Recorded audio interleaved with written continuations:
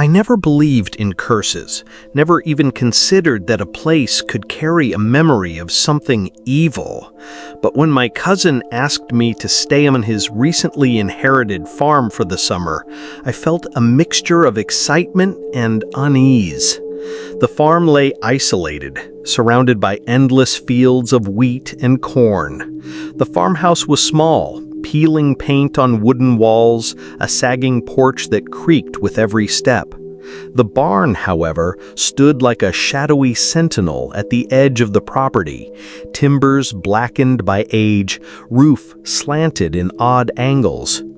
As I stepped off the dirt road, I noticed something unsettling, an almost imperceptible chill in the air, as if the land itself was watching.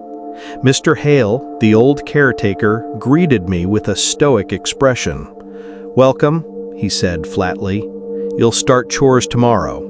And remember, stay away from the old silo." His voice carried an authority that sent a shiver down my spine. Inside, the air smelled of damp hay and earth, comforting yet oppressive. That night, every sound was amplified. The wind whispering through broken windows, the creak of the floors, the rustle of animals outside. Sleep came reluctantly. Around midnight, I awoke to dragging footsteps from the barn. I froze, heart hammering. Then a whisper, unmistakably human, echoed softly, "Daniel." I grabbed the flashlight, trying to convince myself it was a trick of the wind. Moonlight stretched shadows across the fields, and the barn door stood slightly ajar. Inside, dust floated in the flashlight beam. Shapes moved just beyond vision, unnaturally thin, almost transparent. The whispering intensified. I ran back to the house, stomach knotted in fear, and locked myself in. By the third night, the call of the silo became irresistible. Something about its looming silhouette drew me toward it, as if it had a pulse of its own. Stepping into the field, the wind carried murmurs I could barely decipher. The corn seemed to bend and sway toward me, forming corridors of shadow. My flashlight trembled in my hand. I approached the silo, its warped and heavy. Inside, darkness swallowed me. Figures shifted in the corners, their eyes glinting faintly. Shapes darted, whispering my name, chanting in a language my mind refused to recognize. I tripped, fell, scrambled, and finally ran blindly toward the farmhouse, never daring to look back. The night air struck me like a wall. Behind me, the whispers chased, trailing through the fields. Shadows twisted as if alive, each stalk of corn seeming to reach for me. I reached the porch, Mr. Hale standing silently.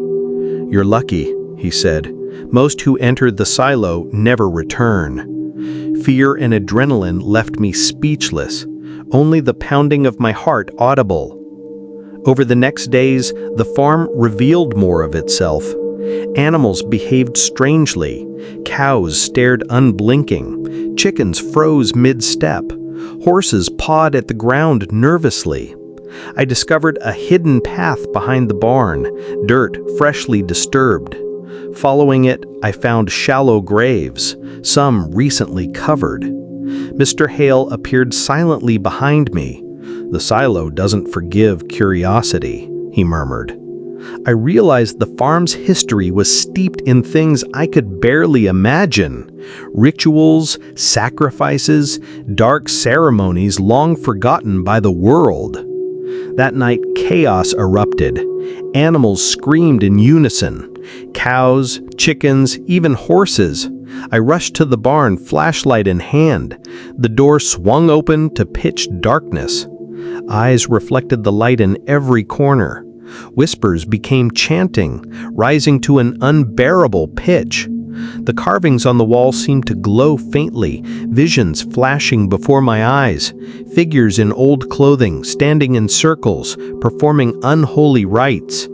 Panic overtook me.